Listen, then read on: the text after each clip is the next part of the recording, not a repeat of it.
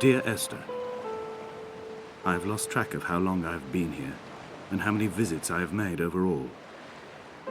Certainly the landmarks are now so familiar to me that I have to remind myself to actually see the forms and shapes in front of me. I could stumble blind across these rocks, the edges of this, without fear of missing my step and plummeting down to sea. Besides, I have always considered that if one is to fall, it is critical to keep one's eyes firmly open.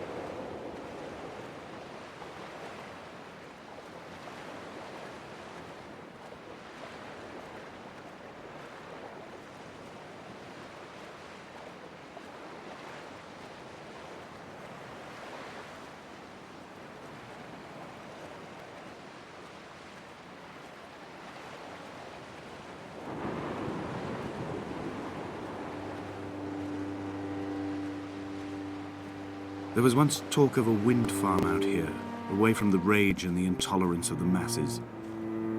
The sea, they said, is too rough for the turbines to stand. They clearly never came here to experience the becalming for themselves. Personally, I would have supported it. Turbines would be a fitting contemporary refuge for a hermit. The revolution and the permanence.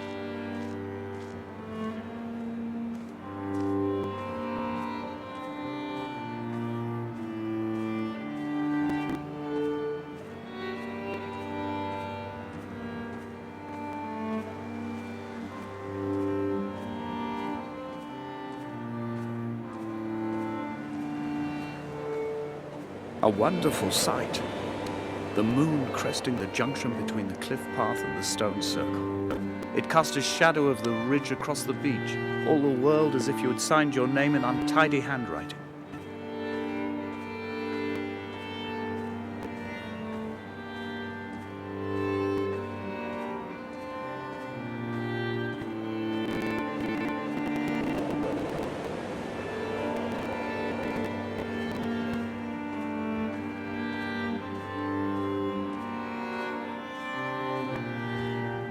When someone had died or was dying, or was so ill they gave up what little hope they could sacrifice, they cut parallel lines into the cliff, exposing the white chalk beneath.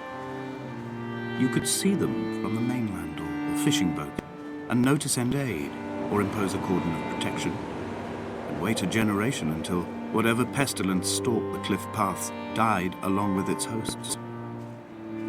My lines are just for this. Keep any would-be rescuers at bay. The infection is not simply of the flesh.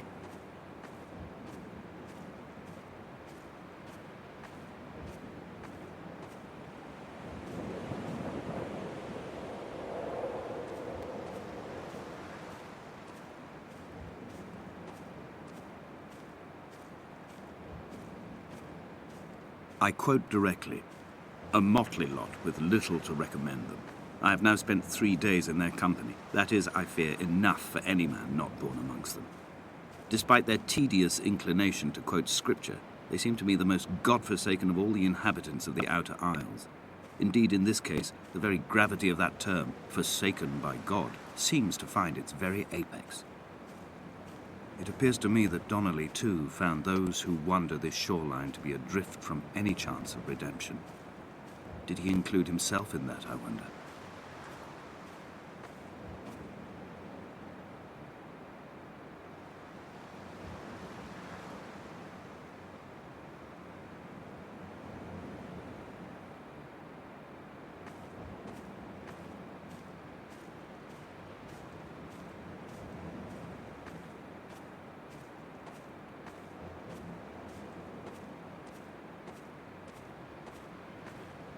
Dear Esther, I met Paul.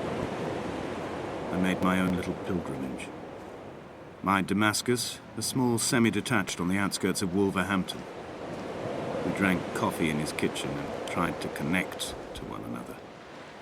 Although he knew I hadn't come in search of an apology, reason or retribution, he still spiraled in panic, thrown high and lucid by his own dented bonnet. Responsibility had made him old. Like us, he'd already passed beyond any conceivable boundary of life. I find myself increasingly unable to find that point where the hermit ends and Paul and I begin. We are woven into a sodden blanket, stuffed into the bottom of a boat to stop the leak and hold back the ocean. My neck aches from staring up at the aerial. It mirrors the dull throb in my gut where I am sure I've begun to form another stone. In my dreams, it forms into a perfect representation of Lot's wife, head over her shoulder, staring along the motorway at the approaching traffic in a vacuum of fatalistic calm.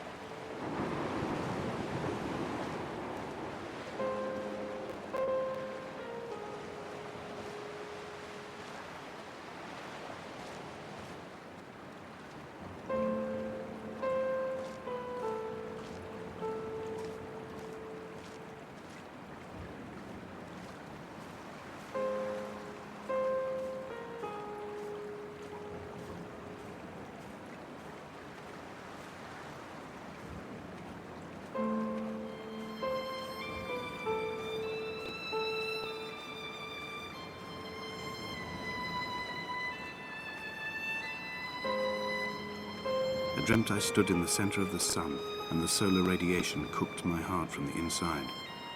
My teeth will curl, and my fingernails fall off into my pockets like loose change. If I could stomach, I'd eat, but all I seem capable of is salt water. Were the livestock still here, I could turn feral and gorge. I'm as emaciated as a body on a slab, opened up for a premature source of death. I've rowed to this island in a heart without a bottom, all the bacteria of my gut rising up to sing to me.